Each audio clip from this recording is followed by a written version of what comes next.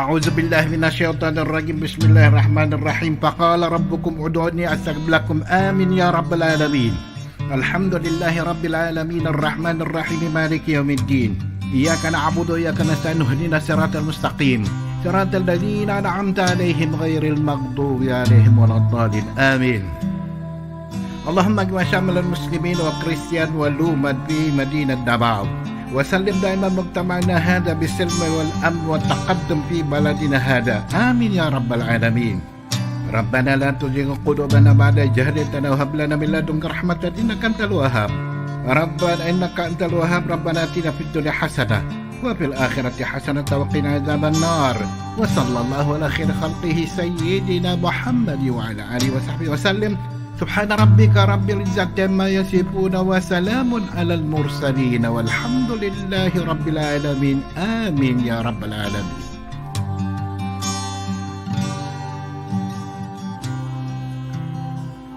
In the name of the Father, Son, and Holy Spirit.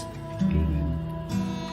Our most gracious Heavenly Father, we come to you today to praise and worship you and give you thanks for all the things you continue to provide for ourselves and our families.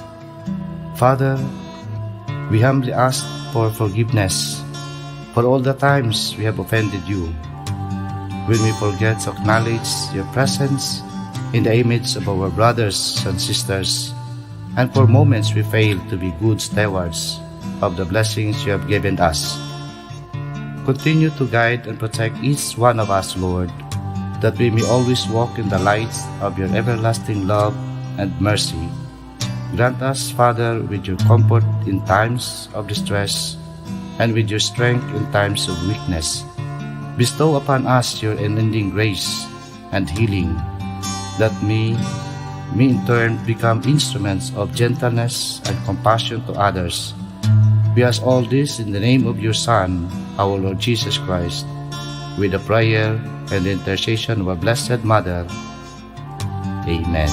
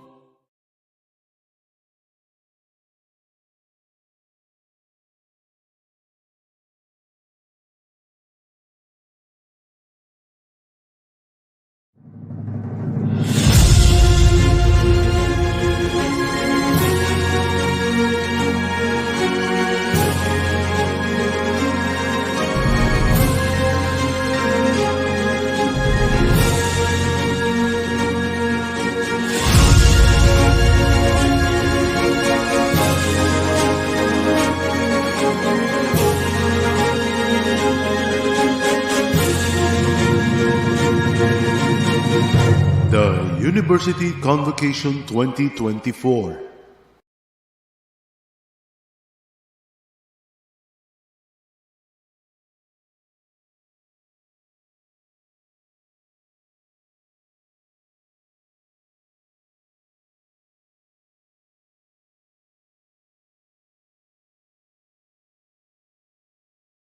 And we are very pleased to welcome the entire CEU community this afternoon, coming from the Manila, Makati, and Malolos campuses gathered here at the Librada Avellino Auditorium. Of course, once again, thank you very much for being with us this afternoon. So, of course, we have here in front the members of the Administrative Council, and we are also joined, I guess, by the Council of Deans. Yes, I can see some of them seated here in front. Thank you,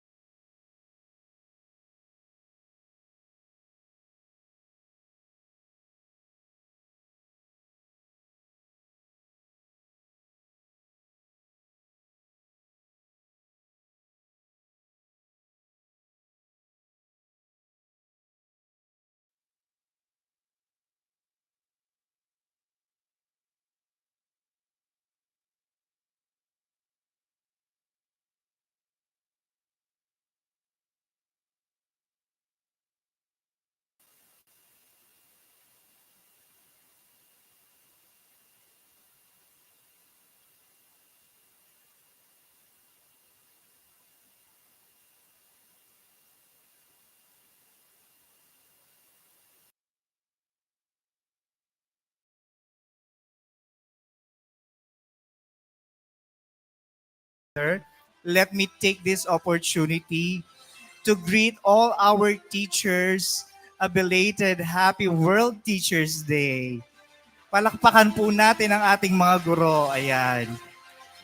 I can see the smiles of Dr. Olaer. He was my teacher from before. I hope we are all making you proud. And of course, uh, yes, we are being joined online by Makati and Malolos for this year's University Convocation, which is proudly brought to us by the CEU Presidential Committee on Culture and the Arts. And now to deliver the opening message for this year's convocation, let us welcome with a big hand the University President and Chief Academic Officer of Centro Escolar University. Ladies and gentlemen, Dr. Maria Cristina D. Padolina.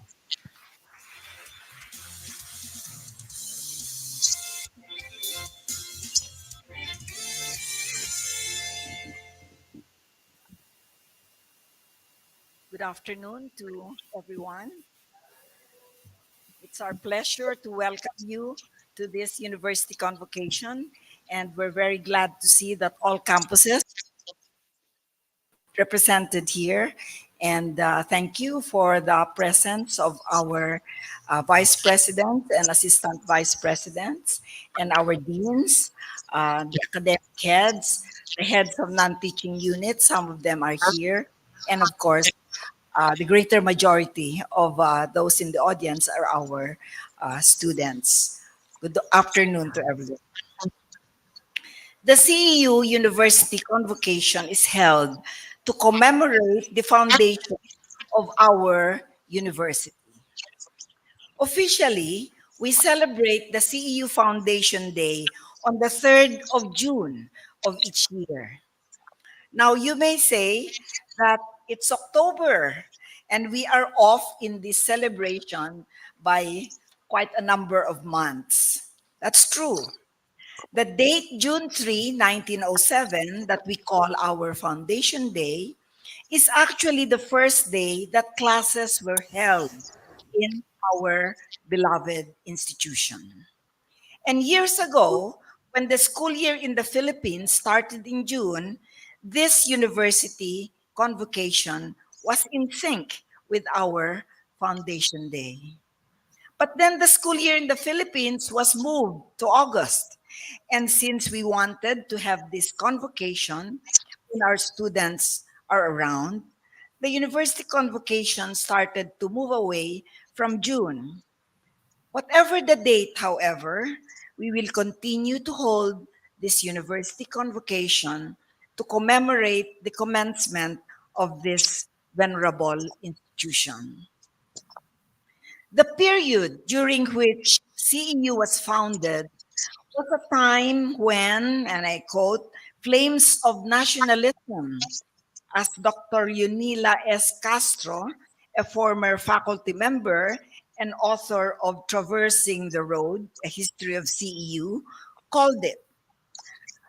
It was a time when the flames of nationalism were being ignited and felt. The year 1907, when CEU first held its classes, is a significant year in the history of our country. In that year, first nationwide elections were held for the representatives to the Philippine Assembly. The election of members to this first legislative body of the Philippines through a national election was considered by many as a major step towards self-determination. It is therefore expected that the role of education in nation building was foremost in the mind of Doña Librada Avellino when she and their mutual friend, Doña, and her friend rather, Doña Carmen de Luna, with the help of their mutual friend, Don Fernando Salas, put together their finances and with guts established the Centro Escolar de Señoritas, the forerunner of Centro Escolar University. Dr. Librada wrote, and I quote, "But we must also endeavor to inculcate upon their hearts," that's referring to the students, "the sentiment of true patriotism, the feeling of national solidarity, of union among all elements of our people, so indispensable to the maintenance of the greatness and emancipation of our people," unquote. Our intent in making this remembrance is to follow through the thinking of our founders that education is for a higher purpose, for an objective that goes beyond one's personal success, for the cause of the larger number, specifically for one's people and nation. The mission of Centro Escolar University to offer education of the highest quality is inspired by this lofty ideal. During this university convocation, when we honor our heritage as an educational institution, we also renew our pledge of carrying on the task of building the future of our country under the spirit embodied in the university maxim, Ciencia y Virtud, science and virtue. Inculcating both science and virtue, cultivating both competence and character is the touchstone of learning and teaching in our university. We aim for our students to not only seek knowledge and cultivate skills, but also to understand their worth and be guided in their application. We aim for education on both dimensions, mind and heart, that our students may develop to be intellectually sound as well as socially productive. This year, the theme of our university Convocation is Ako ay Pilipino. It is our prayer that in understanding ourselves as Filipinos, we may be enlightened on how we may use our education in the service of our nation. Florante's song goes, Ako'y isang Pinoy, sa puso't diwa. Let us see if we can make that, Ako'y isang Pinoy, sa puso't gawa. We are fortunate to have as our speaker in this year's University Convocation an outstanding historian who, when he won the Fukuoka Prize, was cited for, quote, for his contribution to promote an open-minded nationalism and global sensibility in the Philippines. Perhaps in his talk this afternoon, we might hear what it means to be a Filipino in the context of globalization. We certainly would like to sing with Kuledesma, Sabayan Ko't Bandila, Laan Buhay Ko't Diwa. Ako ay Pilipino, Pilipinong totoo. So, we sincerely thank our speaker, Dr. Ambeth Ocampo, for his gift of time and precious wisdom. We thank each one of you for your presence this afternoon in this university convocation. We thank our CEU singers and the CEU folk dance troupe for enhancing this event with their song and dance. And to all those who work behind the scenes and carry out the myriad of details in an event such as this, maraming salamat. We thank the Presidential Committee on Culture and the Arts, led by Vice President Carlito Olaer and Professor Angelito Ariran Jr., for organizing this event to celebrate the founding of our beloved Centro Escolar University. Mabuhay ka, mahal naming pamantasan.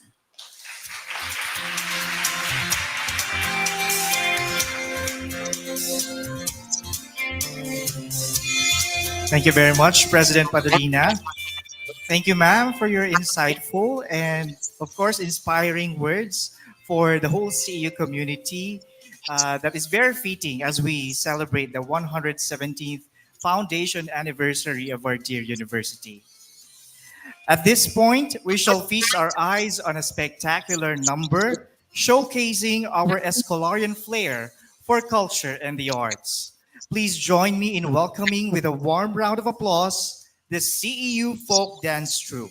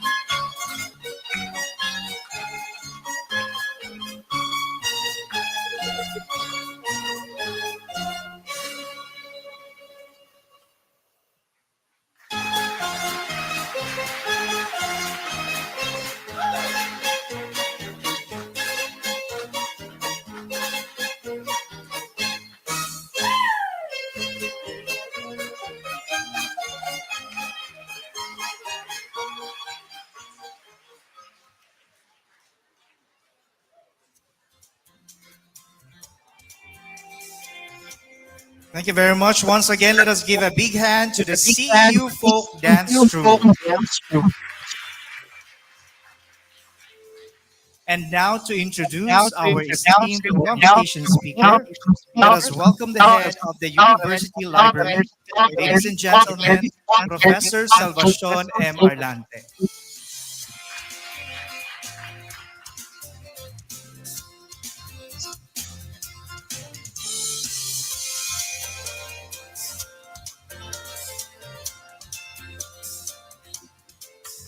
Ohio. Hello, everyone.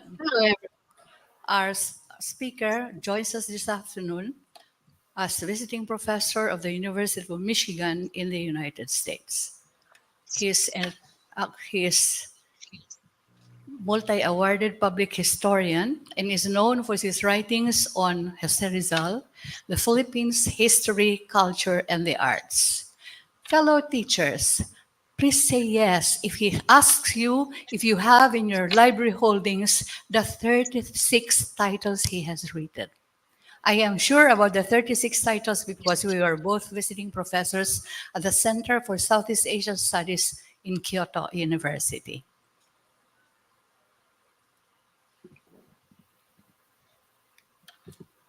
Do our teachers know the writings of Ambeth? He's also welcome at the Abbey of Our Lady of Montserrat, known as Dom Ignacio Maria. Ladies and gentlemen, please welcome our keynote speaker, Dr. Ambeth Ocampo.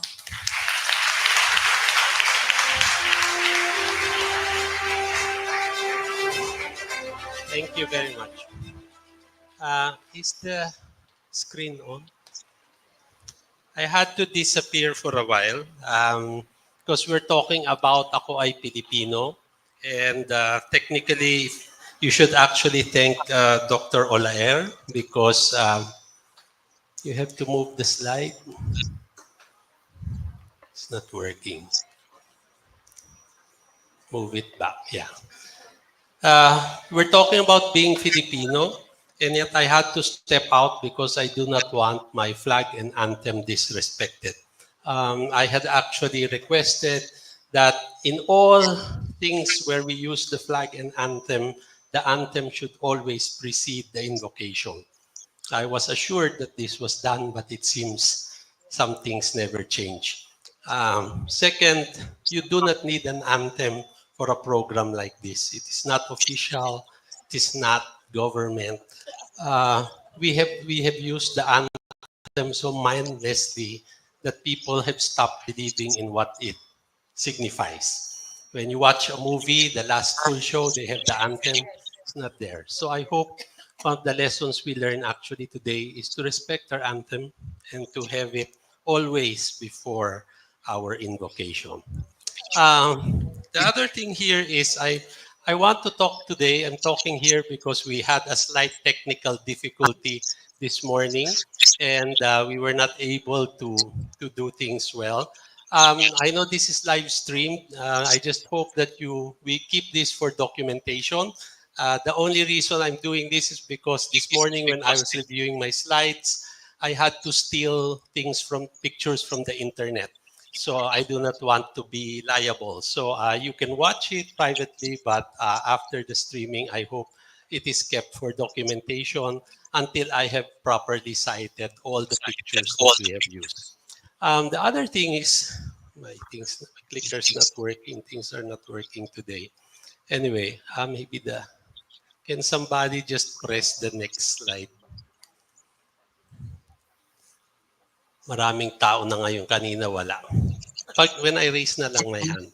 Anyway, so I wish I had brought my books today.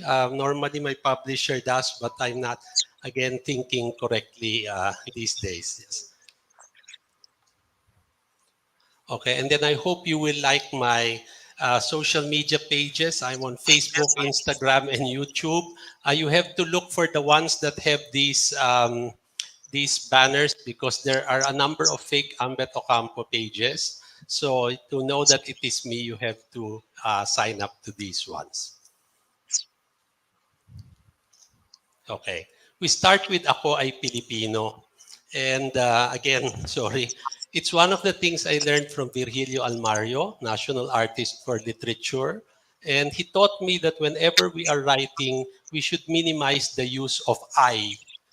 And when you minimize it, you actually make your sentences and your texts more active. So, ako ay Filipino or is a translation from English, which is better put as Filipino ako. So just by removing the I, you have made the sentence move. You have made the sentence more powerful. And this is one of the things that as students we have to learn how to use language in its best possible way. Okay. So I'm going to talk today about the first Filipino. I'm sorry you might be bored because you've taken Rizal all your life, but believe me, you did not have me as your teacher. So this will be rather different. Okay. Today, my talk will just cover 4 points. First, I'm going to talk about history, and I'm going to talk about heroes. Because heroes, history, bayani, we think we translate them, but they do not actually translate the way we want them to do. So the 4 points will be these. First, we'll talk about Rizal as the first Filipino. And then we will talk about Rizal in our image and likeness, heroes in our image and likeness. And then we will segue into heroism. And why is it that whenever we talk about heroes, we talk about it in the past tense? Parang 19th century lahat ng bayani. Parang may bayani pa ba today? And then in the end, we will conclude with Filipinos as heroes. No? Bayani ang Filipino is the lesson I hope to leave with you today. If you Google, which I did this morning, you Google Filipino. And Filipino is basically a person born or living in the Philippines. If you Google further, and this is the thing that happens, most people just, most students, you just get the first one. Older people like us, we scroll all the way till the end until Google cannot give us anything more. And you will see that there are many things that come out. And these are the things that come out. Filipino is nationhood or a person. Filipino can also be a language. And because it is a language, it can also be a department. Filipino as a person can be somebody heroic or somebody we admire, like this guy. And we can also have Filipinos who want us to believe that they are Filipino, like this person. Okay? So, next slide, please. First Filipino. Okay, now this is a bit of a problem. Next. If you go to Mactan today, you will see this statue of Lapu-Lapu. Behind it used to be a 19th century Spanish monument to Magellan. So the story here in Mactan is basically about Magellan and about Lapu-Lapu. But when we look at Lapu-Lapu, we always see him beautiful, toned. Pupunta yan sa gym, di ba? But when you look at it, what we are being told today is that Lapu-Lapu was not even in the water during the battle. He was somewhere else. If we are to believe one document, he was described as old. So he was not in physical shape to fight. If you look at Picafetta's account, you will see a description of the other king, the king of Cebu. His name was Humabon. And he was described as short, fat, and ugly. And when you think about it, that is probably what Lapu-Lapu looked like. Because a king lives in luxury, he's fat, he's happy. Someone who looks like this is a warrior. Probably not Lapu-Lapu. But we want all our heroes to be toned, beautiful, and nice. But that's not the way they normally are. So the thing here is, when I went to Mactan last month, and if you go there today, you will see beside the Lapu-Lapu monument, this little hut which has a historical marker that tells us this is where the battle was fought. And there is a historical marker that tells us that this was where Magellan died on 27 April 1521. But most importantly, the last line reads, Lapu-Lapu became the first Filipino to repel European aggression. That is what the historical marker tells us. But unfortunately, that is not true because the Philippines as we know it did not exist in 1521. When Ferdinand Magellan came, there were no Filipinos. So this early map of the Philippines has two names. One is Philippine Islands, Filipinas Insula, and the other one is Archipelago of St. Lazarus. Because when Magellan arrived, he did not discover the Philippines. He arrived in the Philippines in 1521. He called the islands of St. Lazarus because it was the feast day of St. Lazarus. What your K-12 teacher might not have told you is that Filipinas only became a name in 1543, long after Magellan. And the guy who gave it the name was Ruy Lopez Villalobos. And it's not really the Philippines as we know it. Filipinas was only Leyte and Samar because they did not know the rest of the archipelago. So our problem is there were no Filipinos in 1521. So how can Lapu-Lapu be the first Filipino to repel aggression?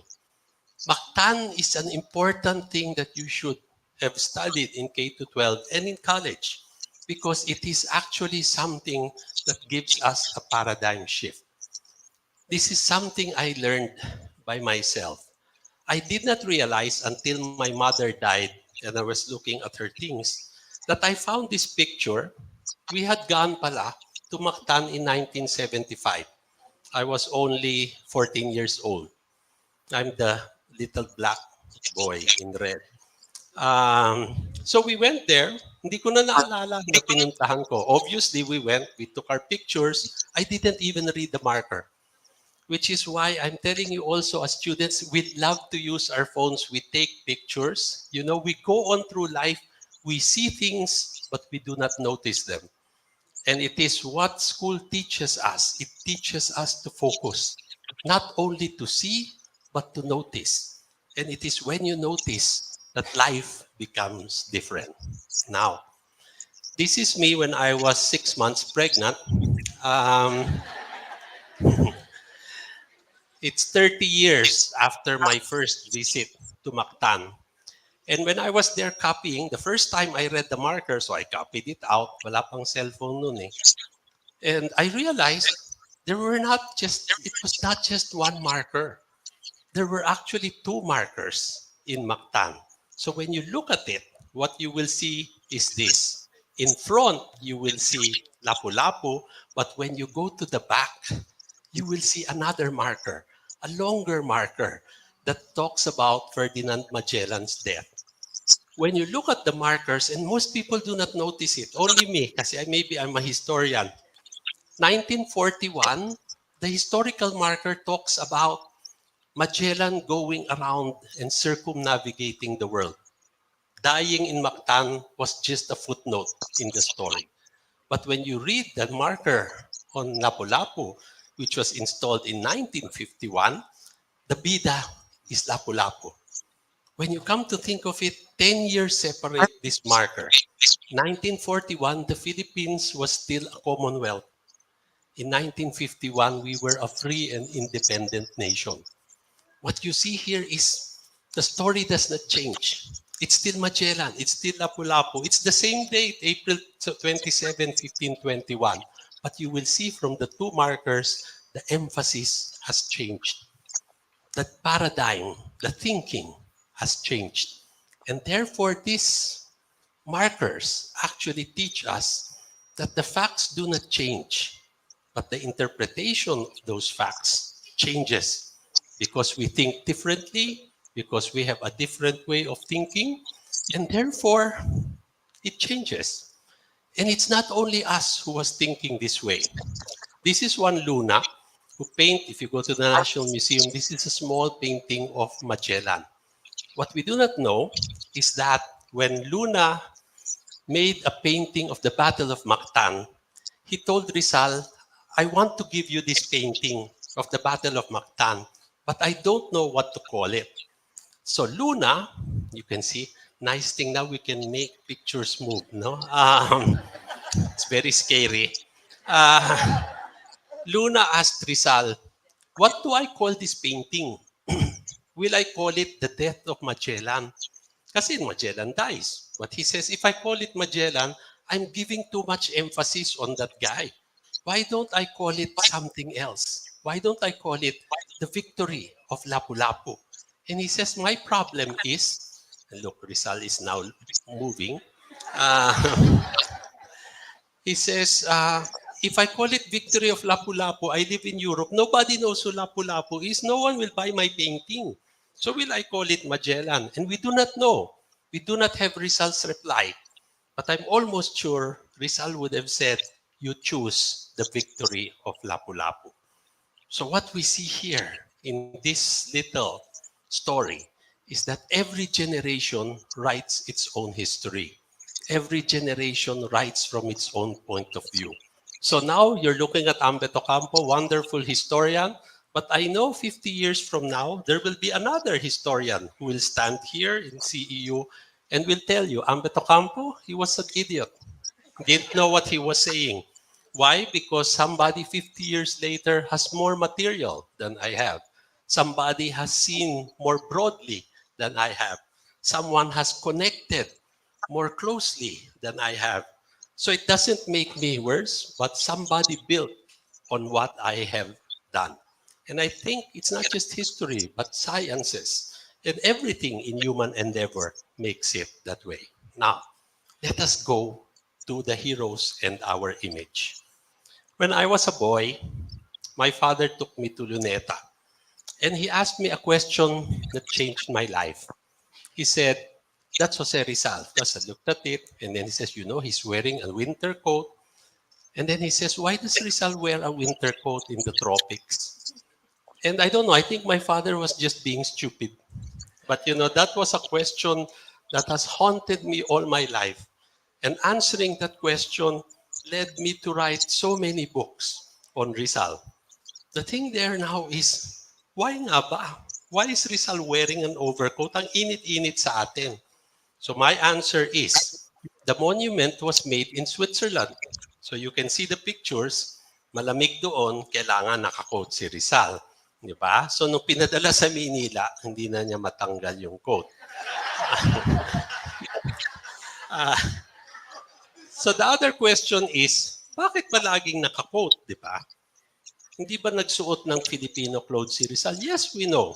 But since we have no picture of Rizal wearing a barong, like the stamps, parang Barbie doll, pwede mo siyang damitan kung anong gusto mong damit na ilagay. But we know from a letter in 1883, he was in Madrid. It was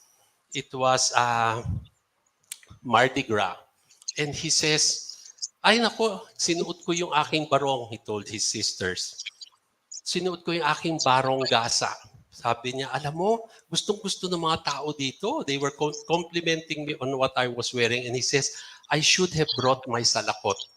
Which means Rizal brought a barong in Europe, wore it proudly to show people what we were and what our fabrics were. Now, the strange thing here is this. In Berlin, there is a bodega filled with material that Rizal sent in 1888. One of them is a barong. And there's whole dresses, mga damit ng babae, complete. And I think the sisters were the ones who bought it. And they sent it to this museum. It's been in the bodega for over 100 years. Wala pang nakakita. And then he sent a letter. And I found this salakot. Meron siyang listahan. Nagpadala ako ng barong, nagpadala akong sinturon, damit, saya, etc. And then in the list, it says, one salakot of silver and horn. It's made in horn. And then he wrote in German, Es gehört mir. This is mine. Which means Rizal sent his own salakot to Berlin. And when I saw it, I wanted to wear it. But all that's the curators were, wag mag-gloves ka, wag mo masyadong hawakan. But I mean, kung hindi sila nakatingin, sinuot ko na at nagpa-selfie ako. Kasi this is, I mean, to wear Rizal's own salakot would have been wonderful. But it's this. How come all the monuments have him in the quote? The only monument with him in a barong is in Central Luzon State University. Nakabarong siya. But when we look at the monuments, ang daming monumento ni Rizal. What do these monuments teach us? Because we have to see and we have to notice. The picture on the left, that's not in Luneta. That's in China, in Xiamen. Picture on the right, that's not Luneta. That's in the Avenida de Filipinas in Madrid. They have exactly the same monument. Pero pag tiningnan mo, lalo na yung sa China, singkit si Rizal at saka galit. No, sabi ko bakit ganito, no? So pag malayo ka, kala mo kamukha. But it shows you again, they're making Rizal in their own image. So look at this one. The one on the left is Binyan. The one on the right is Dumaguete. Meron daw clock dyan na hindi nila naayos. And then you will see, and we ask ourselves, again, when we look at monuments, we put our heroes on monuments. We represent them in bronze and marble so they will survive and teach generation after generation about the deeds of our heroes. But they have been fossilized. Nakikita natin sila, pero hindi natin sila pinapansin. So look at these nice monuments. Ito mukhang, I don't know where it is. I just saw it on the internet. Sa kaliwa, playground. Mukhang ice cream cone, di ba? Si Rizal at nasa taas. The one on the right looks like a wedding cake, di ba? Kulang na lang yung asawa. Tapos sabi ko, bakit nakaputi? Because no, sabi na kaya nakaputi yan kasi doktor, lab gown. Di ba? So, yung mga ibang bayan, para maiba lang, gawan siya ng gray, di ba? Pwede siyang red, pwedeng brown, di ba? Periwinkle. You can wear any color that you want. So what you see here is this. We make heroes in our image and likeness. When we ask ourselves, this is the most amazing sculpture in Catbalogan, Samar. Yung una ko nakita, ano yan? And then when I posted it, syempre it went viral. Nagtawanan yung mga tao. Then somebody wrote, taga-Catbalogan po ako. Huwag nyo naman pagtawanan yan. Ano po yan? Yung tatlong mamang nakahubad daw, si Luzon, si Visayas, at si Mindanao. So kinakarga nila ang Noli at ang Fili. So sabi niya, hindi na po ganyan ang itsura ngayon. Ito na, pininturahan. Sabi ko, oo nga, no? Pag flesh-colored, parang bastos siya. Pero pag puti, hindi mo papansinin. So again, it shows you, no? What are these images and what do they tell us about Jose Rizal and about heroism? So the thing here is, we often forget, because he's a monument and a hero, that Rizal was human. And today I want you to remind you of that. When I was a boy, one of the life-changing moments, many life-changing moments of my life, was that I saw Rizal's rosary displayed in the Ateneo. The letter on the right came from the former president of Ateneo, Father Jose Cruz, who was descended from Rizal's sister, Maria, because he was the Jesuit, ang pinamana sa kanya yung rosaryo ni Rizal. And he donated it to the Ateneo. So when I saw it, parang sabi ko, ay, totoong tao pala yan si Rizal. Hindi pala siya monumento. Gumamit pala siya ng rosaryo. And so I started, after college, to interview people who should have known Rizal. This is Carmen Guerrero Nakpil, the writer, whose first husband was descended from Jose Rizal. Her second husband, Nakpil, was descended from Gregoria de Jesus, di ba? Andres Bonifacio naman, ang kanyang second husband. And then she had many friends, one of whom was descended from Emilio Aguinaldo, di ba? So you have one woman with all these three historical connections. So she told me many stories. And then these are the grandchildren of Rizal's siblings. The man beside me is the grandson of Pasiano Rizal, the eldest brother. His sister is the old lady sa baba. And then the woman in the middle is descended from Narcisa Rizal. No, the children of the son of Narcisa married the daughter of Pasiano. The white man in the front is not related. He's Rizal's biographer. No, but we went to Rizal's Pasiano's house and we talked about Rizal all over. And then I started to do manuscripts. This is my student. This is the Lopez Museum. As you can see in the background, it's paintings by Luna and Hidalgo. And I went to measure and to study all of the handwritten letters of Rizal to his family. And when I was looking at it, I saw this. Do you know what that is? I thought parang hinalikan. Tapos sabi ko, is this a kiss mark? Sabi niya, hindi, mancha lang yan. O sige, tingnan natin mabuti. So we started looking very, very carefully at each letter. This one had a smudge on the lower right side. When you turn it, it looks like that. And then I started to look at it closely. This one, there's another smudge. Siguro kumain siya ng hopya, di ba? May oil yung kamay. But when you look very closely, that's a finger mark. That's Jose Rizal's finger mark. And we don't know, di ba? So at least now we know. Parang Alice Go, we can know who he is, di ba? And then people ask me when I show them, we have Jose Rizal's fingerprint. Sabi niya, nasan yung mga envelope? Sabi ko, wala. Sulat lang. Naku, kailangan natin yung envelope. Bakit nyo kailangan yung envelope? Kasi daw, dinilaan niya yon. Yung DNA daw makukuha natin and we can replicate him. Pero wala nang mga envelope, only the letters. So the point here is, it made me realize that Rizal was human. And Rizal is human, like you and me. And I hope you do not forget that, because that is what makes us great. We must remind ourselves that our heroes were ordinary people who did extraordinary things. And for people who are young like you, that is very, very important. Rizal's greatest misfortune was to become the national hero of the Philippines. Di ba? Binaril siya eh. Di ba? Hindi siya bayani, hindi natin babarilin. Problema, dahil nga national hero, kailangan natin seryosohin. Whenever we read the Noli Me Tangere in school, you're always looking for nationalistic things. The novel should be enjoyed as literature. And enjoy them because Rizal is such a funny writer. Pero hindi natin nakikita kasi lagi tayo naghahanap ng nationalism. Nandun din yon.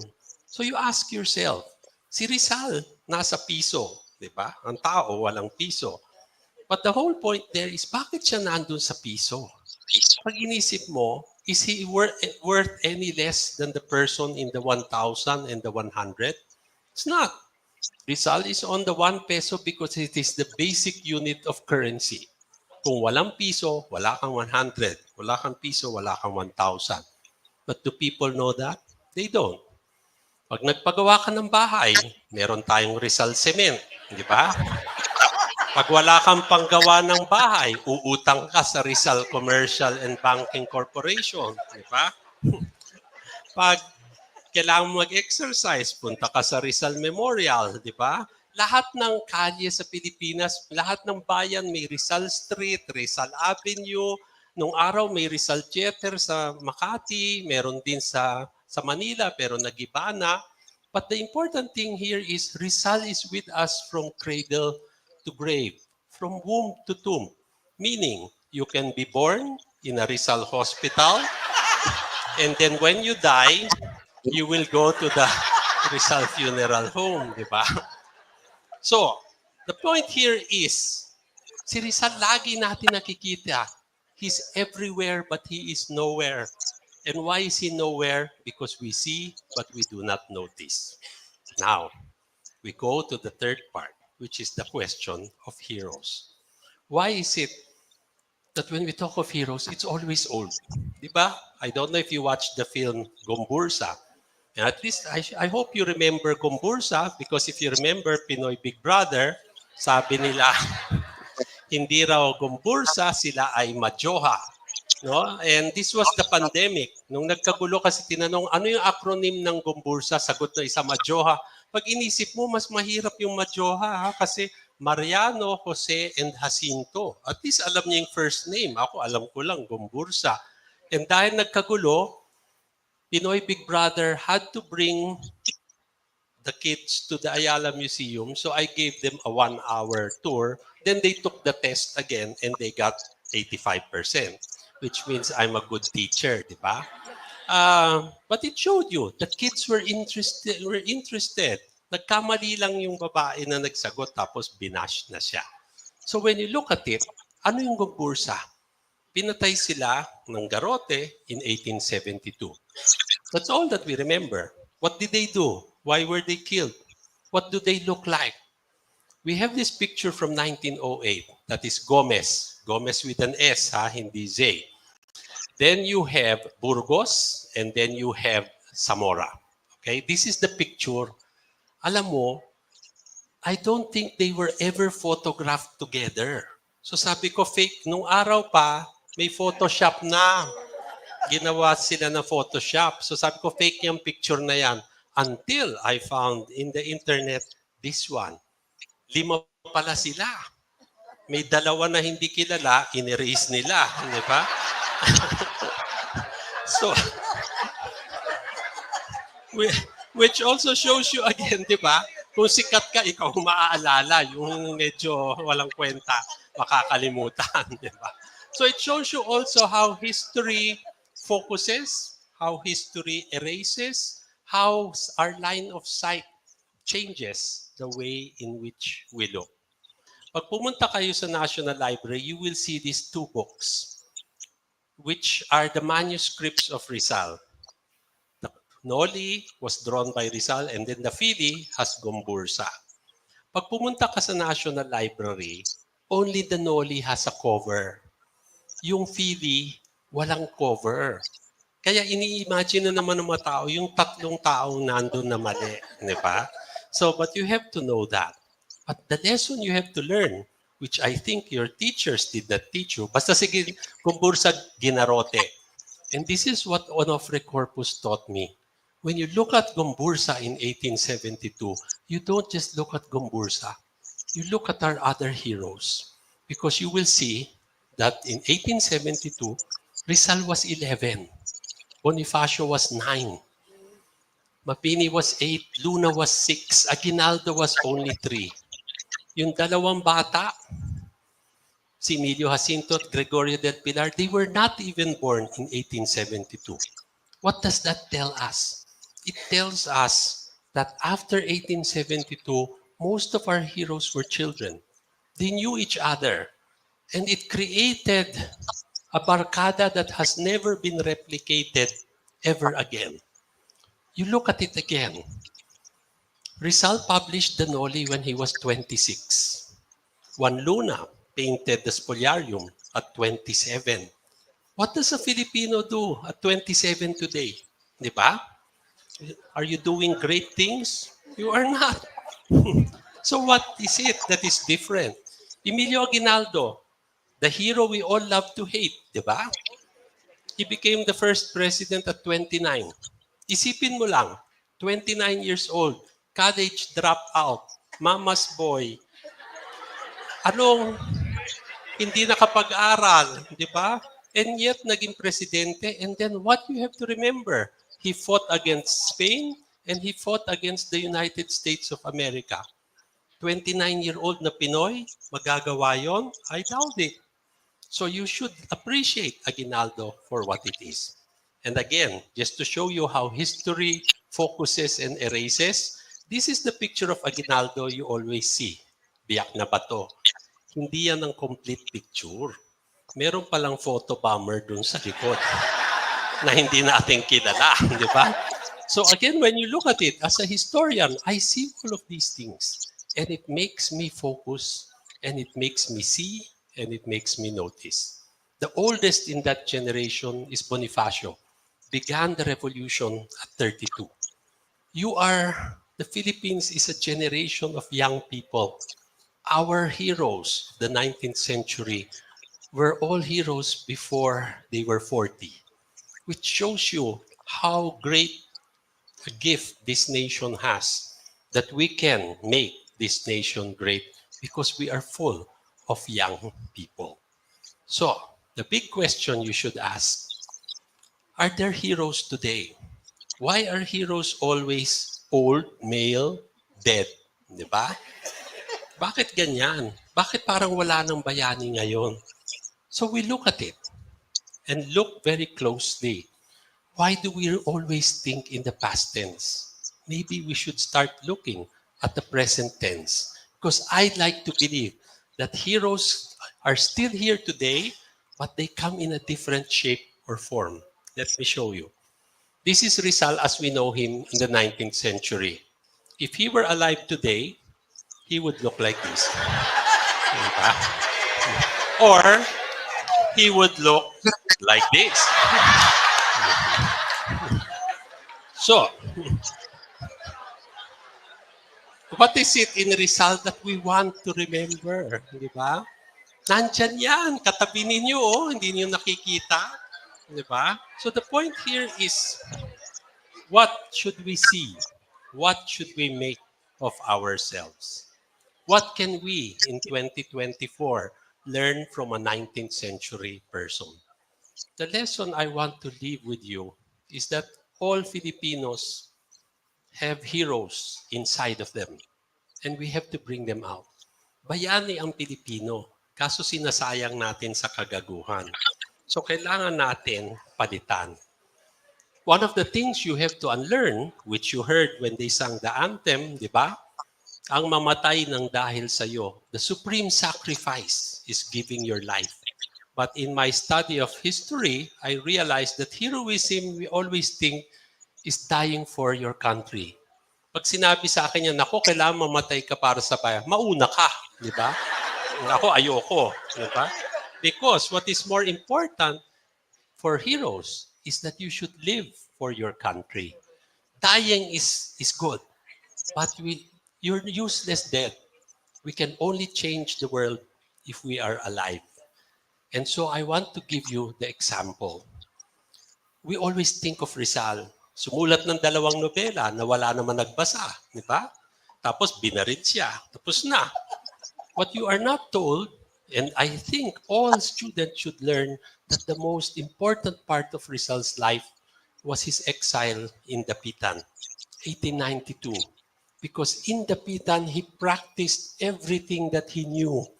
And he practiced it not just for himself, he practiced it to improve the lives of people in that little town. When you think about it, hindi naman siya tiga doon eh. Tinapon lang siya doon. But when he got there, ay, pangit naman itong lugar na to. Ayusin ko kaya yung plaza. So inayos niya. Those trees in Dapitan, when you go there today, those trees were planted by Rizal.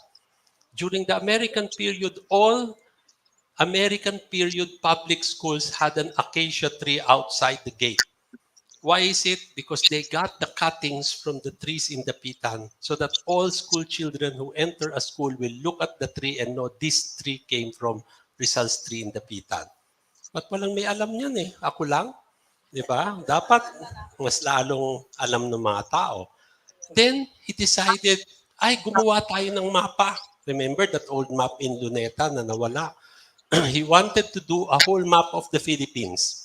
Pero he starts many things, hindi niya kayang tapusin. So yung Mindanao lang ang nagawa niya. Diba? But when ito, pag pumunta ka, you think it's just grass. But when you go up to the second floor of the church and you look out, you will see that he did a relief map of Mindanao. He did more for Dapitan than he did for Calamba. Always. And people do not remember that. He did sculpture. We knew he was a writer, but he was a good sculptor, a good drawing person. Tingnan mo ito, Baboy Damo, which unfortunately was put at auction. It was bought by an Indonesian. So it left the Philippines already because no Filipino wanted to buy it. Then he did this, Mother's Revenge. No? Sa bibig ng crocodile may tuta. Tapos yung nanay sinisave yung tuta. Then the other is a woman. Usually people say naglalaba. But in Visayan, buglay means to weed or to cut grass. So again, we have to see these things. This is Josephine Bracken na natutulog sa kama. Diba? Kind of nice. So you see this. Rizal was also doing dictionaries. He did a Spanish-Tagalog dictionary hanggang letter G. Gumawa siyang English-Tagalog dictionary that began and ended with letter A. Pero pag tiningnan mo, abandon, di ba? Pinababayaan ko ang aking bahay, di ba? So he's doing so many things, di ba? Ayan ang mga abandonment, abase, etc. So it shows you how interested and how curious he was. He was a medical doctor, but he did the first psychological essay ever by a Filipino. He did an essay on the cure of the bewitched. Paano darating pasyente? Ano pong sakit nila? Masakit po ang tiyan ko. Anong kinain nyo? Hindi po, kinulam ako ng kapitbahay. Sino yung mangkukulam? And then, so what he did was, he interviewed herbolarios, mangkukulam, etc. And then he wrote out, may mga example pa siya kung ano ito, and he said in the end, hindi totoo yung kulam. Pag pumunta ka doon sa Bisaya, the mangkukulam administers a small amount of poison. So the antidote is the antidote to the poison. Sabi niya, hindi yan totoo. So he's always thinking. He did a fortune-telling game called Sibila Kumana. Ang ganda. So sinubukan ko yung fortune-telling. Ito yung aking fortune. The best day of your life will be a night. Sabi ko, ano ba yung kagaguhan ni Rizal, di ba? So, ang fortune-telling game na may top, igaganon mo, tapos pag nahulog yung number, bubuksan mo yung libro. So, hindi ko gusto, the best day of your life will be a night. Sige, paikutin natin uli yung top. O ano yung aking fortune? Ito yung lumabas. Success, I was asking about my success. It depends on my finances daw and my cooking. But I was asking about my teaching. No? So mali na naman. So third time, sinubukan ko ulit. Ito naman ang lumabas. The world will end, but there will always be fools. Sabi ko, ayan, totoo yan. Diba? So tinanggap ko na at sinara ko yung libro. But the most interesting thing about Rizal in the Pitan is that he practiced general medicine. Kung may pera ka, pwede ka magbayad. Kung gusto mo magbayad ng gulay, manok, itlog, pwede. But then he realized that meron siyang illegal practice of dentistry. Bakit? May mga tao, ay masakit pong ipin ko. Hindi siya marunong. So ang ginawa niya, sumulat sa kapatid niya, padala niyo nga akong libro ng dentistry. Pag-aaralan ko, tapos nagbubunot siya ng ipin. So ayan, illegal practice of dentistry. Kasi eye doctor siya, di ba? Then he did research on folk medicine. Ano yung mga binibigay na gamot? Ano yung mga halaman sa gilid na pwede nating gawing gamot na hindi ka pupunta sa botika? It's something that we should be doing today, di ba? He introduced fish nets, he learned Visayan. Sabi niya, yung mga tao dito nakatira sa tabi ng dagat, hindi marunong mangisda. Padala niyo nga ako ng lambat. So pinadalan siya. Then the next month's letter, hindi ko to alam gamitin. Magpadala nga kayo ng mangingisda. So they sent a fisherman to teach them how to fish. So the point here is Rizal was doing so many. He opened the store para kompetensyahin yung inchik. Sabi niya, huwag kayong bumili sa inchik. Sa Pilipino lang kayo bumili. Pero may lahi siyang inchik, di ba? Nagtayo siya ng brick business, nagtayo ng kung ano-ano. The 4 years was so active. He sent specimens, shells, fish, reptiles to Europe. And that's why there are 3 things that have scientific name as Rizal. A winged lizard, Draco rizali, a frog, Dracophorus rizali, and a bug, a beetle, Apogonia rizali. Then ito, nasa Dresden, tiningnan ko mga pinadala niyang mga gamit, ang dami. No, pag tiningnan mo sa likod, Dr. Rizal 1895, the Pitan. So ito yung mga pinadala niya. So he was very active. Then isang araw may mga pasyente nagbigay sa kanya, ano ito?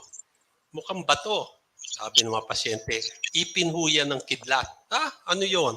Sabi niya, Pag yung kidlat ay tumama sa lupa, kakagat daw sa lupa. Pag akyat daw, naiiwan yung ipin. Ito po yung ipin. Bayad namin sa paggamot. Tiningnan ni Rizal. Gago, hindi ito ipin. Ganyan.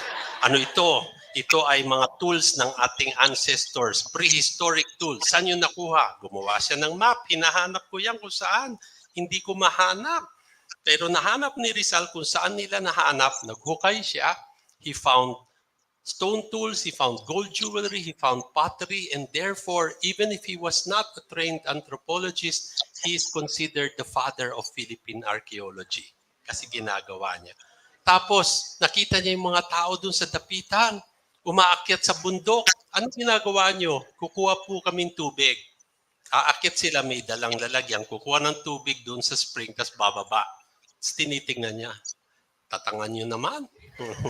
Ganito gawin natin. Gumawa tayo ng kanal. So from the water source, he created a canal that went down. So yung mga tao, doon na lang iigib ng tubig, hindi na aakyat. So parang sabi ko, ano ba itong mga tao sa dapitan? Parang anga-anga sila. And then doon sa bahay niya sa dapitan, he created a dam. Para yung tubig may ipon. And then with bamboo tubes, it brought the water throughout the entire estate. Now this is the sad part. Many years ago, I went there. That's what it looks like today. Wala akong ginawa. Meron ditong part na may semento. So, nilinis ko yan. Yung naging puti, kumuha ko ng scoba. And then when I looked, it had names. These were the names of Rizal students. Nung bata, nung ano sila, ginawa yung dam, makikita mo, oh, si Tam, si Roman, si Joe. Yan yung mga estudyante. So, pinirmahan nila yung wall, si Leo Dagpin. So, sabi ko, alagaan nyo to, ha? Ayan yung mga pangalan, oh, Mateo, Tom, Lucas, Leo, Alejandro. And then, nung bumalik ako after so many years, tinakpan nila ng semento. Ayan, so the picture on the left shows you na nandoon pa. Then the picture on the right, pinalitadahan.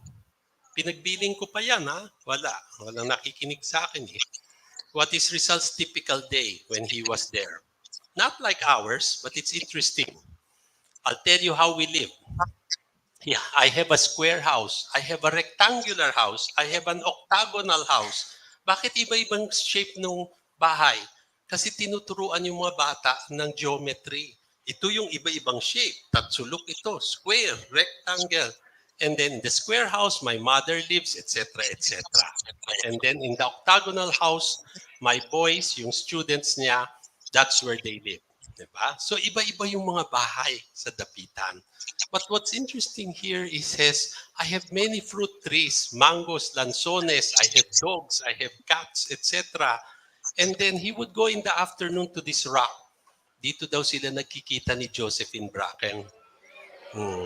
Pero pag pumunta ka, sabi ko, napaka-uncomfortable naman ito. Paano ka uupo dyan? Basta dyan daw tumutula at ano. But the thing here is, when you go to the Pitan today, and this is from the Retiro Rock, that's what it looks like. The Pitan does not have the markers of civilization. Wala silang shoe mark. Wala silang mall. Pero pag nakita mo, that is the exact same view that Rizal saw from 1892 to 1896. So when you go to the Pitan and you go there, mararamdaman mo talaga kung ano yung buhay ni Rizal doon. Okay? Now, he gets up at 5 a.m. Hindi ko yan kaya, no? He visits the fields, feeds the chicken, wakes up his family, tapos magbre-breakfast sila, 7:30. Pagkatapos, pupunta sa mga pasyente sa umaga. Pagkatapos, magbibihis, pupunta sa bayan. Okay? Maggagamot doon. 12 o'clock, magla-lunch siya.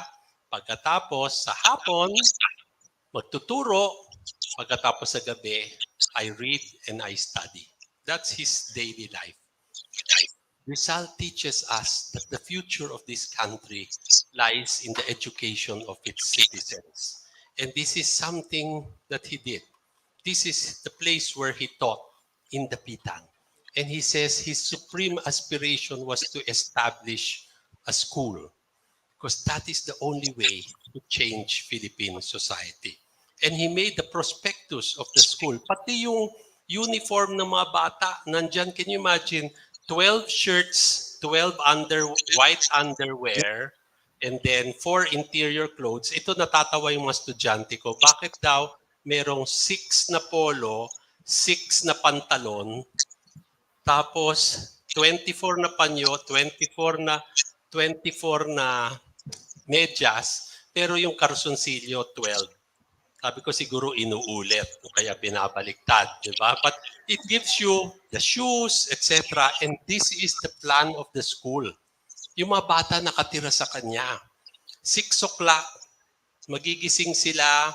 They will study, puro study period, study period, study period. But you will see, meron silang gymnastics, merong PE, meron siyang recreation, and then he even taught them ballroom dancing. No, so he wanted to create the perfect person. This is Rizal's blackboard sa likod. Kahoy lang. Ewan ko anong chalk niya. And then these are his calling cards that he recycled. Pag tinignan mo sa likod, it's English words.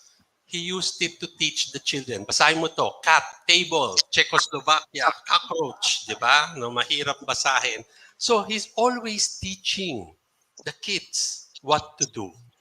So the point here is, this is a letter to his nephew, Morris. He's teaching him English. He says in Spanish, you study well because if you don't study, you will receive coscorones. So tinanong ko yung isang apo ni Rizal, Lola, ano po yung coscorones? Gumawa siya ng fist. Tapos itong knuckles niya, kinatok niya sa ulo ko. Sabi niya, yan ang coscorones. Sabi ko, ay, tinatakot pala ni Rizal yung bata. Pag di ka nag-aaral ko, coscorones kita.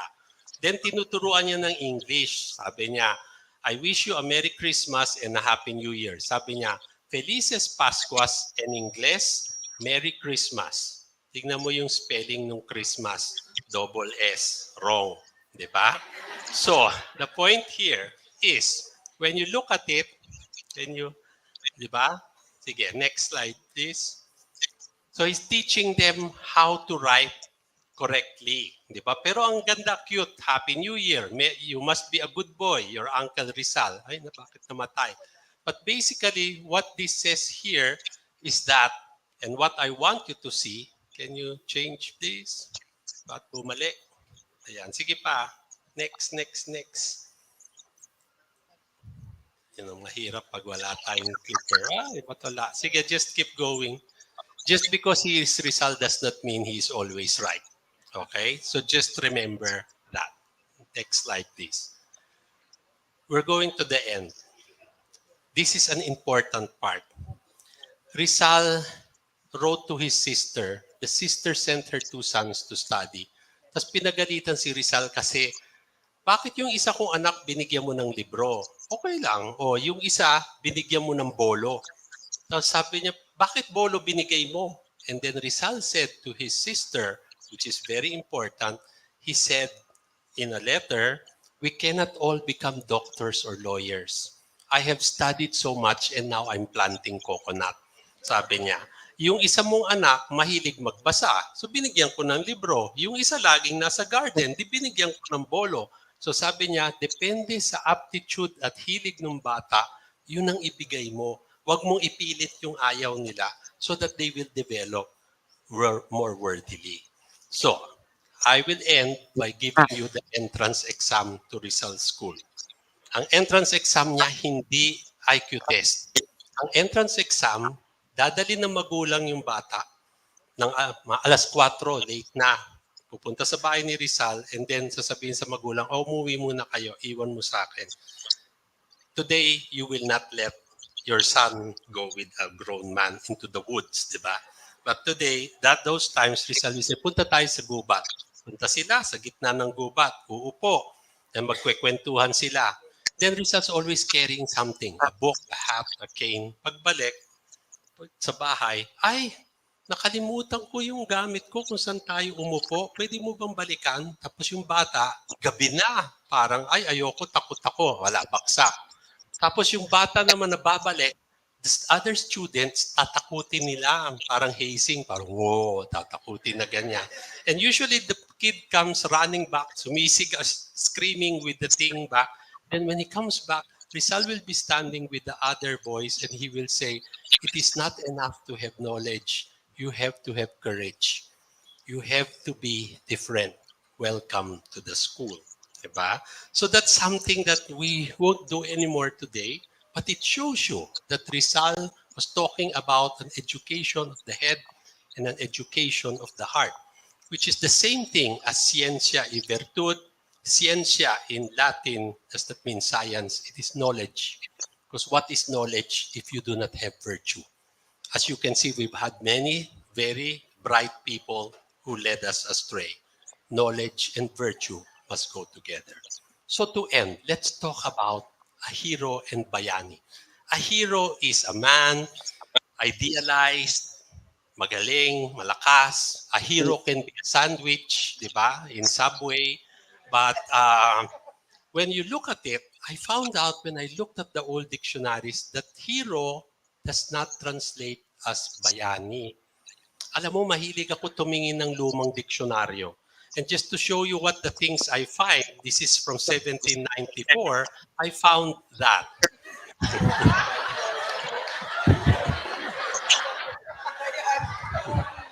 Meron pang mas masama ayan, di ba?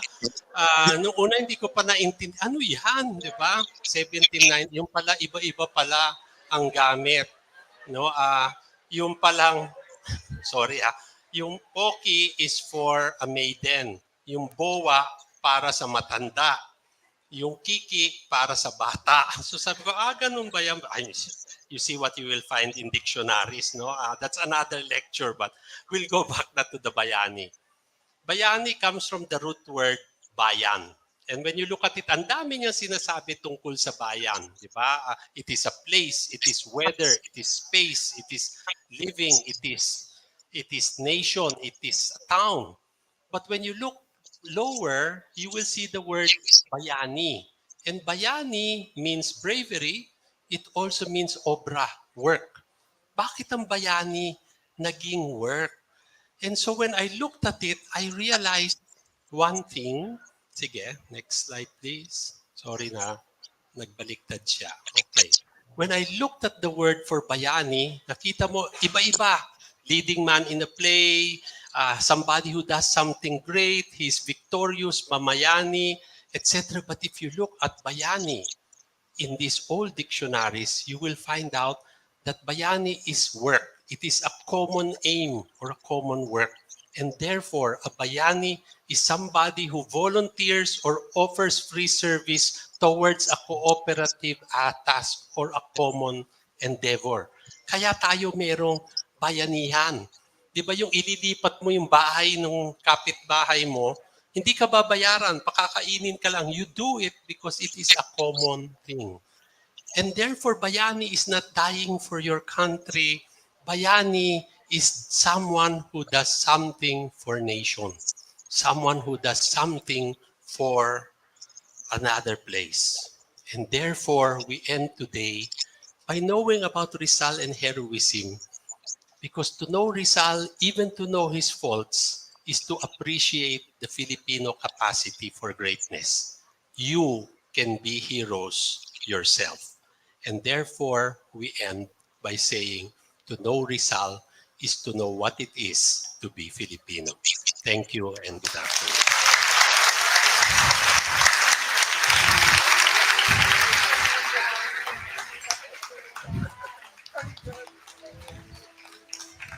Thank you very much, Dr. Ambeth Ocampo. Ladies and gentlemen, let's give him again a warm round of applause.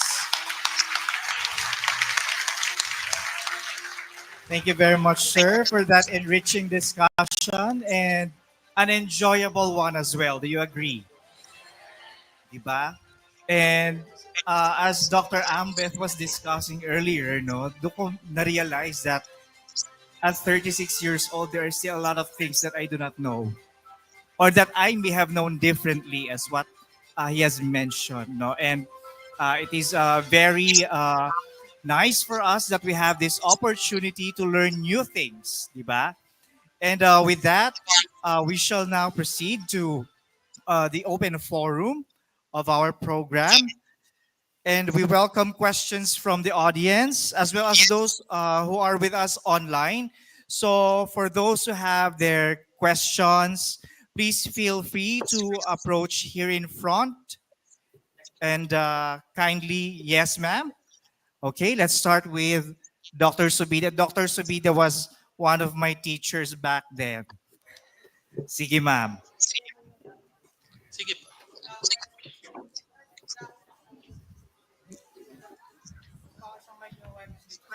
Sige po. Just get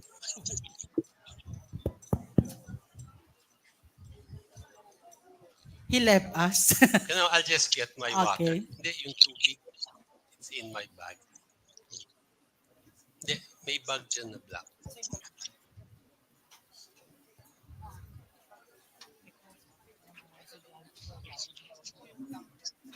Yung tumbler lang. Yan. Hindi, ano, pinasalita niyo na matagal. Sige po.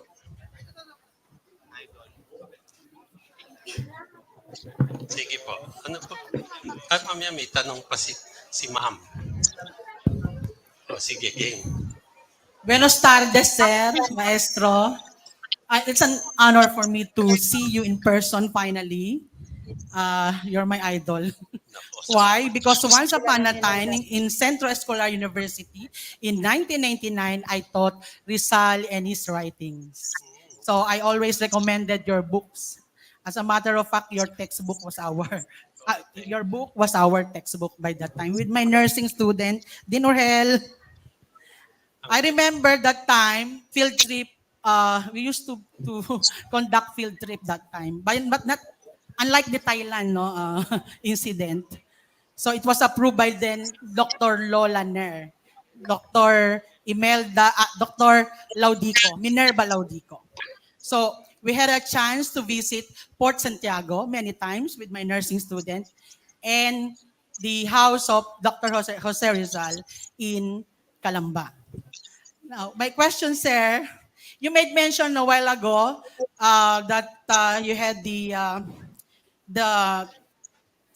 thumb mark, the fingerprints of Dr. Jose Rizal. And somebody asked you about the envelope, if there is looking for the saliva to be able to test for DNA. Now, I remember that time when I brought my student to Fort Santiago. So I was trying to prove to them too, like you, that Rizal was fully human, fully alive, and he really existed. So the very reason why I brought them there is to see the specimen of the part of spinal cord of Rizal that's said to be the fatal, received the fatal shot that caused the death of Dr. Jose Rizal. So my student, nursing student, had witnessed that during our field trip. And in Calamba, they've seen all the personal clothings of Dr. Jose Rizal. And when you mentioned, sir, that is your colleague or companions looking for the saliva for DNA tests. Fortunately, that time, my student, the DNA testing was not yet popular. So nobody asked me if the specimen of Dr. Jose Rizal's spinal cord had undergone DNA testing. And likewise, I brought them to Luneta, the monument. I told them it's the actual tomb of Dr. Jose Rizal, where the remains of Dr. Jose Rizal was buried. And I also mentioned to them that the first, the skeleton of Dr. Rizal was exhumed in where he was laid first in what cemetery is that? In Paco Cemetery. I remember that. That was 1989. Sorry for my memory. Luckily, nobody asked me if there was already a DNA test that will prove that that Rizal specimen was really that of Rizal. Now, my question is, at this point in time, those specimens that I mentioned and the skeleton of Dr. Jose Rizal in the monument, did it undergo already DNA testing? Sige. Wala pang DNA testing. A group of doctors once went to me from UPPGH. They wanted to exhume Rizal's skull. And I said, bakit nyo, aaninin nyo yan? Sabi na, kasi kailangan namin malaman gaano kalaki yung utak ni Rizal. O sige, anong gagawin nyo? We need to bore a hole in the top and then bubuhusan namin ng munggo. Sabi niya, bakit? And then pag napuno raw ng munggo, bubuhos daw sa beaker, you will get the volume. So we will have the volume of Rizal's cranial vault. And of course, I looked at them and I said, I won't allow you to pour mongo seeds in Rizal's skull. No, go away. So I'm a hindrance to science. But it's true. We have the vertebra. And in the Ateneo, we found what is supposed to be parts of Rizal's brain in a little bottle. But I don't think it's brain kasi dapat natuyo na. I think they're cranial parts of the skull na pinulot lang nila. So maybe later we should have that DNA tested, but until now, hindi pa yan nagagawa. Maybe it's something a younger person can do as a project. I mean, I wish Leonila Castro was here. No, Dr. Yolnila Castro, she was my teacher. She used to go to, I used to live across the street for about 5 years. I was a monk in San Beda, so I lived right across you. And I was telling the Madam President today that, every year during the Feast of Our Lady of Montserrat, they bring out from the vault a special chalice which has the jewels of Carmen de Luna. So yung mga rubies niya at brilyante binigay sa Virgin. So all of those were taken out and they were set into a chalice. So it's red and diamond. So we use it once a year. And when you look at the bottom, you will see these are the jewels of Carmen de Luna. So I mean, then when I was a novice, I lived on Concepcion Aguila, the other end. So CEU, it's been a delight to come here because I used to see it from the outside and it's the only time I've been inside. So thank you for the welcome. Yes, are there any other questions, please? Well taken. Can I have a Do you have second? another one? Okay. Can Sir, we ask another Manuel? question. Yeah. We'll come back to you. Okay, so we'll have another one. Please come here in front. Ibigay mo na lang yung, yeah. Hello po, Dr. Ambeth. Good Yes. afternoon po. Good afternoon. Nagkita na po tayo kaninang umaga po. So, magpapakilala po ako ulit. I'm Giovanna Jean Nesos po, a political science student po from School of Education, Liberal Arts, Music, and Social Work po. And it is my 5th time po na mapakinggan po kayong mag-talk ever since po. I'm an avid fan, in short. So, kinoconsider ko din pong i-take as my postgraduate degree ang history or Philippine studies po when I graduate po, hopefully next year. So, ayun po. So, my question for you po is, as someone who has made a significant impact in bringing history to life for Filipinos, you've become known for your unique approach to retelling the lives of key historical figures, particularly Jose Rizal. Through your books, lectures, and articles, you've uncovered the personal, often overlooked aspects of Rizal's life, making him more relatable to the modern audience. Your engaging, accessible style has reshaped how many perceive the national hero, moving beyond the textbook version of Rizal. With your extensive research and years of writing about him, it's interesting to hear how your own understanding of Rizal has changed. So my question for you is, what challenges have you faced in ensuring Rizal's story resonates with today's readers, and how has your journey as a historian evolved? Okay. As I mentioned in the beginning, each generation writes its own history. So my book Rizal Without the Overcoat will be 35 years old next year. It's older than many of you. And so I've been doing Rizal for 40 years. Diba? And people will say, parang dapat gas-gas na yan. But when you think about it, 40 years ko na siya pinag-aaralan. 40 years, marami pa rin akong natututunan. I read the stuff. People always ask, saan ba nakukuha yung sinusulat mo? And my normal answer is, iniimbento ko lang. But the point here is, everything that I use is material that all other historians have used before me. But why is my result different from theirs? because I write from a different generation. What they considered important, maybe I don't consider important. And so therefore, Rizal also grows with the coming of different generations and different viewpoints. So the main difficulty now, and this is what I've been doing for many years, is that I'm going back to the sources. I do not trust the books. I have to read the actual handwriting. And what I have found out is sometimes we're using texts for 100 years. Like I was telling my students the other day, we have a diary of Rizal, which we've been using since 1907. When I went to Chicago and saw the original document, and when I compared it, ang dami palang kulang. Ang daming either nakalimutan, nagmamadali yung kumokopya. So after 100 years, no one's going back to the actual document. And all historians have to go back to the primary sources. And so when we go back, we not only see things that people forgot, and sometimes we see differently from what people used to see before. And that's what knowledge is. It's not static. It always moves. It always changes according to time. Thank you very Thank much you. po. Thank you very much, Nessa. And I think we have another question now coming from our online viewers. So this one is from Aliyah Daniel. How do you think Rizal would react in today's generation? React to what? Diba? It depends.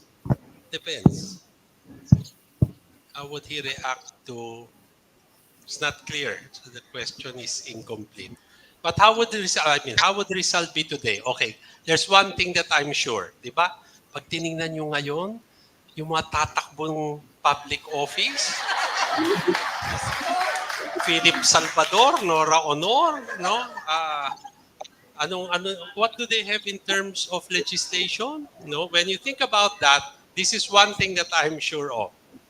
Kung buhay si Rizal today, this is how he will react, di ba? Magsasubmit ba siyang certificate of candidacy? Hindi. Because alam mo, kahit pambansang bayani natin yan, gusto natin si Rizal.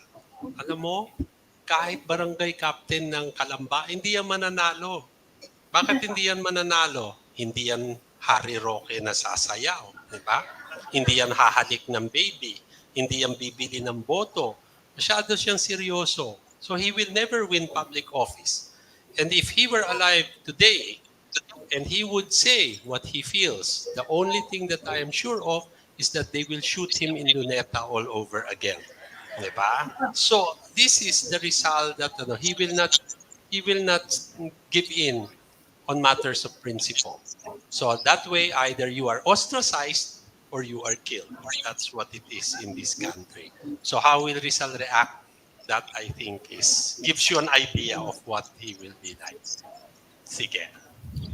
Okay, thank you very much, sir. And now I think we have a live question coming from CEU Malolos. Okay, could you please introduce yourself? Good afternoon po. I am Gumalialas being the USC Malolos president, and we are here at Ada Hotel with the pharmacy department students and our vice president for CEU Malolos and Dean of Studies, Dr. Maria Flordeliza L. Anastasio. And I would like to acknowledge the presence of the Administrative Council from President Padolina and Dr. Olaer. First of all, I would like to congratulate the speaker. Thank you for that insightful message. My question is, what characteristics of a Filipino can make an individual a hero with excellence leadership? Parang Miss Universe question, ano? World peace, di ba? Okay. So what is it in Rizal that, or what is it in Filipinos that makes us heroic? I think it is living for other people. We are a caring people. And if you care for other people, you can care for an even bigger thing, which is the nation. So I'd like to think that Filipinos have that built in with them. The whole idea of care, the whole idea of living for other people. That is what makes bayani, which we mentioned at the end of the talk. The definition of bayani is someone who contributes to a common endeavor, to a common good. That is what makes us heroic, not just dying or being shot in the net. Thank you. Thank you so much, sir. Thank you very much from our CEO Malolos family. I think we have another one from our online viewers from Mackenzie Villar. Sir, considering your insights on the need for both knowledge and courage, what do you think is the most significant challenge facing Filipino youth today in terms of achieving that balance? Okay. Number one is we spend too much time on TikTok. I always tell my students, especially during the pandemic, ang dami kong nagawa only because I had a stable internet connection. And I always tell my students that the internet can be good or bad depending on what you use it for. And there is so much on the net that you can use, so much on the net that is important. There's so much on the net that are better than porn. But of course, porn is more engaging, di ba? But the point here is when you look at it, the internet is something that we use.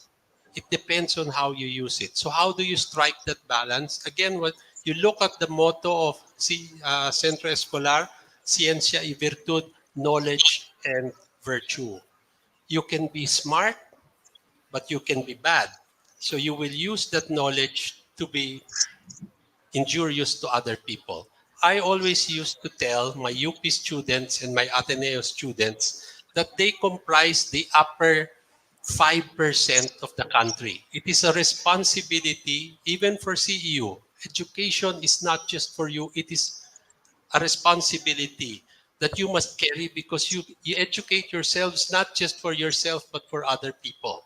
And therefore, I used to say that these UP and Ateneo students of mine, they become the upper 5% that will oppress the other 95%. Diba? So the point here is the choice is always yours. And education gives us a moral compass.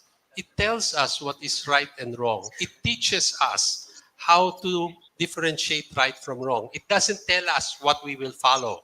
How we will follow is our decision. So again, the choice is yours. Will you be the upper 5% that will oppress the country, the other 95%, or will you be the 5% that will make the lives of the 95% better? That is what education is. That is what knowledge and virtue gives you. Thank you. Thank you, sir. And I guess we have another one online from Janela Catri Rodriguez. How do you perceive the relationship between traditional Filipino culture and modernity? Meron pa bang traditional? Patay na yun, di ba? As I showed you, if you looked at the slides, remember I showed you a picture of Rizal as we know him from our textbooks in 1890, or we can have a Rizal that looks like a K-pop person. So heroes are here today. They are not just for the past. We see heroism in everyday lives, but it is always a choice that we have to make. So there is no difference whether you are modern or old-fashioned. Truth is always the same. Good is always the same. The choices are the things that matter. And that, I think, is where things change. The color of truth changes. The color of good changes. But again, certain things are absolute. And choice is what makes us heroic. Okay? One last. Thank you very much, sir. Before we close the open forum, of course, I will not let this opportunity pass without having a question coming from myself, sir. No? Sige na nga. Siyempre, minsan lang naman nandito si Doc Ambeth, no? So sulitin na natin. And well, kanina may fan po kayo sa audience, no? And I guess I am also one of them. I bought your books at the MIBF. I just didn't bring them here to be signed, no? But anyway, We were discussing earlier about the Filipino as an identity, basically. And medyo i-relate ko lang, sir, no, sa uh, I say fascination or love of Filipinos with pageantry, for example. No?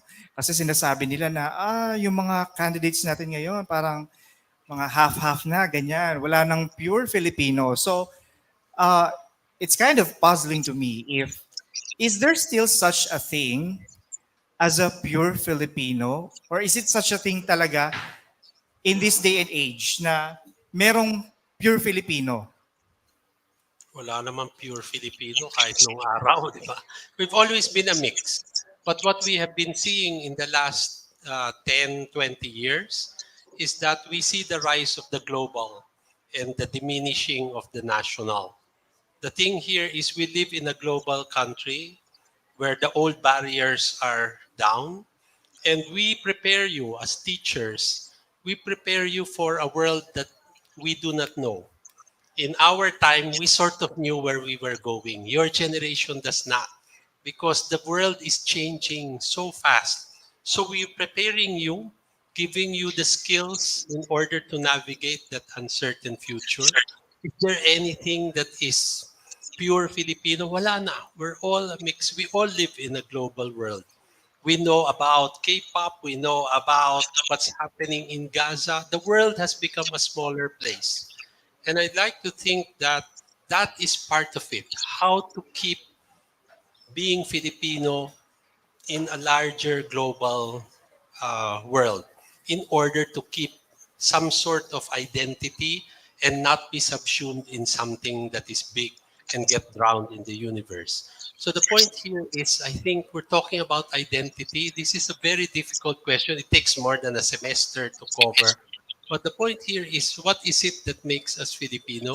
It is not just being born in the Philippines to a Filipino parent.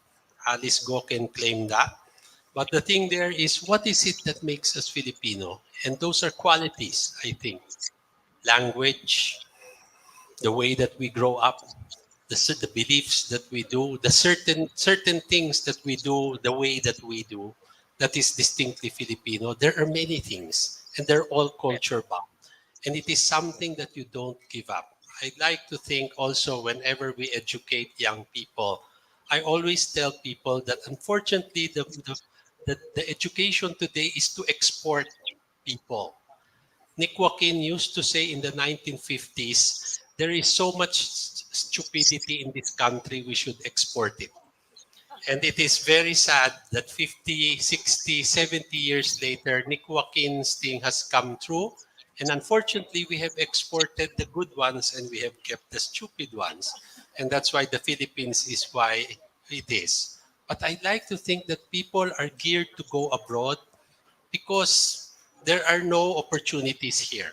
But if the opportunities that we will get abroad are here, we will not leave. So I'd like to think that education should actually teach us to learn about ourselves, learn our identity, and help us to grow roots. And we grow roots so that when we get older and education gives us wings to soar, we will always come back and roost where we came from. But the education that we're having now is an education that wants us to fly away with no rootedness. It it uh, it pains me to see many young people who think of going, because a generation before, many people, ay, ako'y mag-a-abroad, iipon ako, tas uuwi ako. Ngayon di na. Many people, they just want to leave, jump ship. That's because they do not have roots. And that's what education is. History, philosophy, literature. The humanities give us the roots. The technical courses give us wings. And we must have both so that we can fly and we can return back to the country that gave us life and nationhood.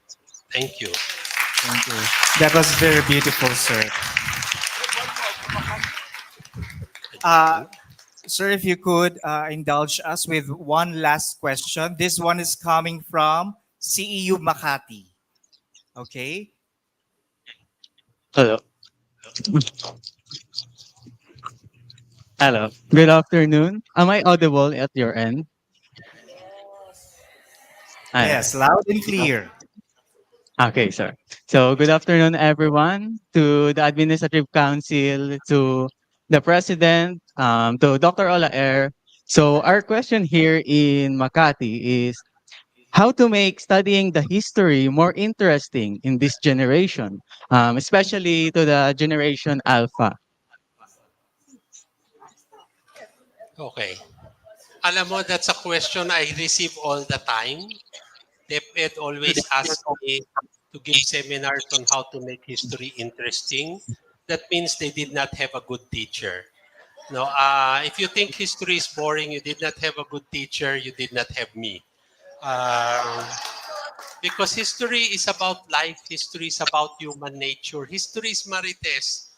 No, so there is a lot of it that can engage people, but it is history is basically storytelling.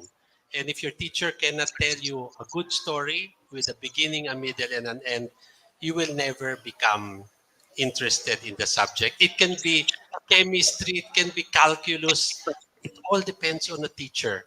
A good teacher will always make a subject, no matter how hard or boring, be engaging to the student.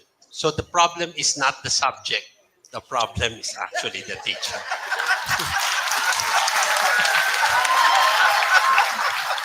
Thank you Thank so you much, very Mr. much. Ladies and gentlemen, that was Dr. Ambeth Ocampo. Thank you very much, sir. Very beautiful insights. Once again, thank you very much, Dr. Ambeth Ocampo. And now, as our expression of gratitude to our convocation speaker, we shall now award him with a certificate of appreciation to be awarded by no less than the University President and Chief Academic Officer.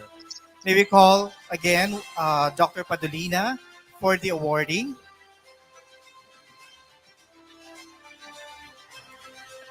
Meanwhile, let me read the citation.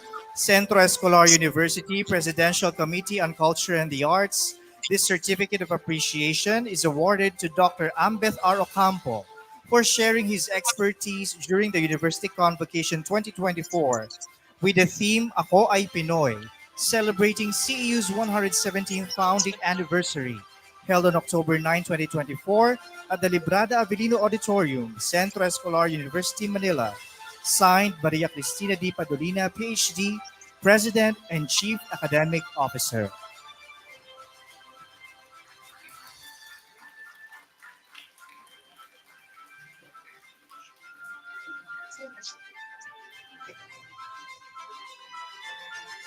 Thank you very much, Doc Ambeth.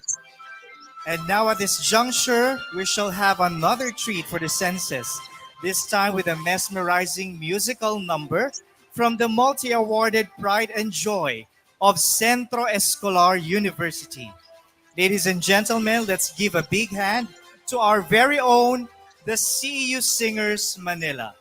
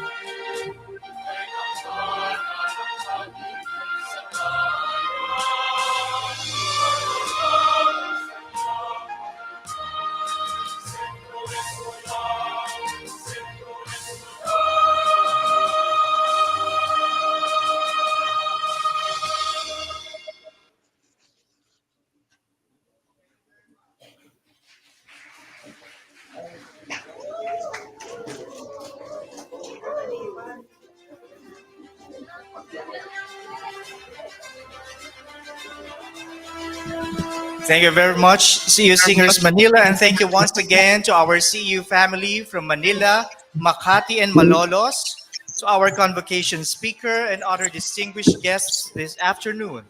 I am Dr. Ramil Elcuerdo saying, mabuhay ang sining, mabuhay ang Pilipino, mabuhay ang Centro Escolar. Thank you and enjoy the rest of the afternoon.